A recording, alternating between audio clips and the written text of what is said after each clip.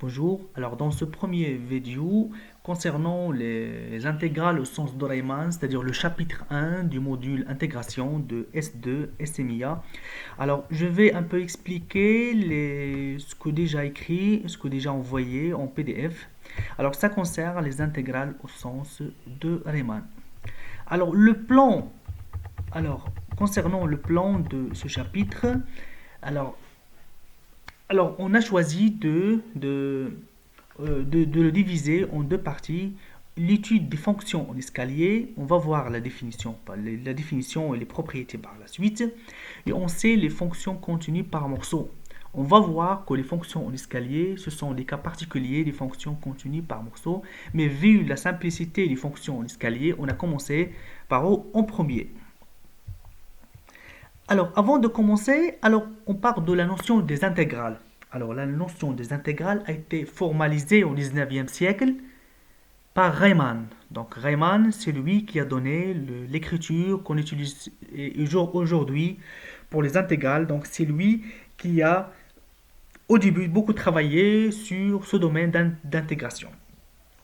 Alors, il s'est intéressé en particulier à une fonction sur un segment AB. Donc, il s'est intéressé au début sur un segment AB. Et là, on considère une fonction f et on a le domaine ou bien sur le segment AB. Donc, l'idée, il a essayé ou bien essayé d'approcher l'air sous cette courbe. Donc, l'air, alors cet air-là, on va essayer de le calculer. Alors, on va approcher l'air sous le graphe par des airs S- et des airs S+. Donc, il a utilisé les rectangles, une famille de rectangles. Par exemple, ici, S-, c'est une famille de rectangles au-dessous de la courbe. Et pour S+, c'est en haut ou bien au-dessus de la courbe étudiée sur le domaine AB. Alors, une fonction est intégrable au sens de Riemann sur un segment AB si alors la différence de S- et S+ tend vers 0, c'est-à-dire quand on augmente le pas de subdivision. Vous remarquez ici, c'est une subdivision 1, 2, 3, 4, 5, 6, 6 subdivisions. On peut augmenter le pas de subdivision. Alors dès qu'on augmente le pas de subdivision, alors cet air au-dessous de la courbe, alors ça doit être trop près, alors plus près de cet air au-dessus de la courbe. C'est ce qu'on appelle, c'est ce qu'on veut dire par une fonction intégrable au sens de Riemann quand la différence de S- et de S+ tend vers 0 quand on augmente le pas de subdivision. Alors, ça c'est une introduction, mais dans notre cours, on va s'intéresser à une classe plus simple. Bon, à titre académique pour comprendre la notion d'intégration plus claire, d'une manière claire, on va utiliser ce qu'on appelle les fonctions continues par morceau. Alors, comme j'ai déjà dit, les fonctions en escalier, c'est un cas particulier de fonctions continues par morceau. Et en particulier, pour simplicité, on va considérer un segment AB et une fonction définie sur ce segment AB est positive, c'est-à-dire à valeur dans R+, comme le montre le graphe suivant. D'accord? Alors, et notre objectif, calculus cet R. Lorsqu'on dit, bon, pratiquement calculus cet R, ça veut dire, on va donner vers la fin de ce chapitre les différentes techniques pour calculer les intégrales ou bien les calculs des primitives. Et aussi, quelles sont les conditions imposées sur f pour que notre intégrale soit bien définie. Voilà, en gros, c'est ça les questions qu'on va répondre durant ce chapitre. Alors, mais on va commencer d'abord par ce qu'on appelle les fonctions en escalier. Alors, quand on parle des fonctions en escalier, on va parler automatiquement de ce qu'on appelle subdivision. Alors, la subdivision de l'intervalle AB. Alors, on a un segment AB. On va le subdiviser en plusieurs, en n ou bien n plus 1 subdivisions. Tel que, alors je vais donner voilà. Alors, on va prendre l'intervalle AB, le segment AB, on va le subdiviser. X0 c'est A, xn c'est b. Parfois, on écrit xn-1 c'est b pour avoir exactement n subdivisions. D'accord? Alors, vous remarquez que ces subdivisions ne sont pas égaux. Regardez, x0, x1, c'est pas la même longueur que x1, x2, c'est pas la même longueur que celle-là, ainsi de suite. Donc, vous remarquez que le pas de subdivision c'est varié. Alors, laquelle d'entre eux qu'on va prendre? On va voir. Alors, revenons à la définition de la subdivision. Donc, on appelle subdivision une famille de xk, d'accord? Tel que ordonné, d'abord, il doit être ordonné, tel que x0 inférieur à x1 jusqu'à xn. Xn, c'est b. Donc, ça, c'est une subdivision. Alors, la subdivision, on doit l'attribuer le pas de la subdivision taux.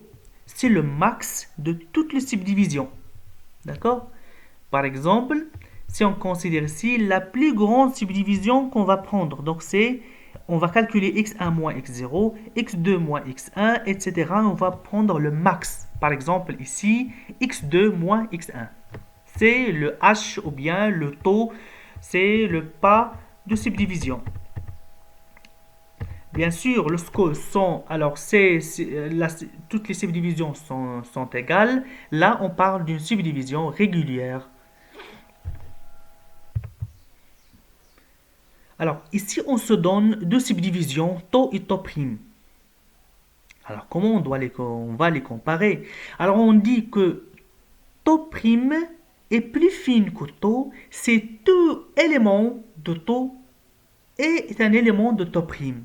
Ça veut dire si on a deux subdivisions, si on subdivise taux plus que taux prime, donc tous les éléments de taux seront dans taux prime. On dit que taux prime est plus fine que taux. C'est comme ça qu'on compare deux subdivisions. D'accord? Alors, bien sûr, si on a deux subdivisions, taux et taux prime, alors toujours, il existe une subdivision plus fine que taux et taux prime. Maintenant, donnons la définition d'une fonction en escalier. Alors, si on prend une fonction phi définie de l'intervalle AB à valeur dans R, on dit que c'est une fonction en escalier sur le segment AB s'il existe une subdivision taux. Voilà. Ici, voilà, ça c'est un exemple d'une fonction continue, d'une fonction en escalier.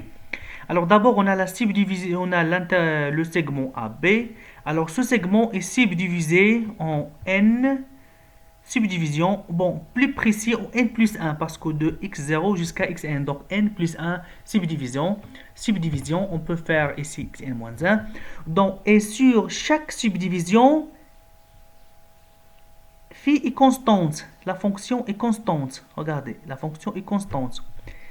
Ça, la fonction f ici est constante. Sur x1, x2, ça égale c1. Sur x2, x3, ça égale c3. Donc, la définition d'une fonction en escalier, d'abord, s'il existe une subdivision du segment AB et que phi est constante sur chaque sous-intervalle. Mathématiquement, alors pour tout cas, c'est-à-dire pour toute subdivision, il existe une constante telle qu'on prend n'importe quel x, quel que soit x dans une subdivision, la fonction est constante. C'est-à-dire, constante est représentée par des segments horizontaux. Ça veut dire constante. Lorsque x varie, ça égale c0. Donc, lorsque x entre x0 et x1, la fonction égale c0. C'est-à-dire constante sur chaque subdivision. C'est ce qu'on appelle fonction en escalier. Bien sûr, la subdivision taux ici est dite subordonnée à la fonction phi. Subordonnée ou bien associée ou bien adaptée. Donc, on peut dire les trois, soit subordonnée, soit adaptée. Alors, pour simplifier après, on note cet ensemble, l'ensemble des fonctions en escalier sur AB à valeur dans R. Donc, E devient escalier. E, ça vient du grand E, ça vient de escalier. Donc, E, c'est l'ensemble des fonctions en escalier à valeur des fonctions en escalier, bien sûr, sur le segment AB à valeur dans R.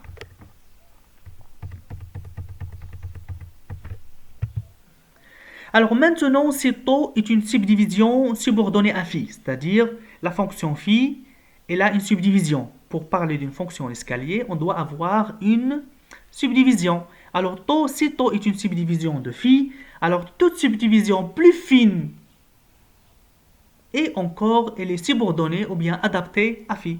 Donc n'importe quelle subdivision plus fine, c'est-à-dire on subdivise de plus taux, donc toujours la subdivision reste adaptée à phi.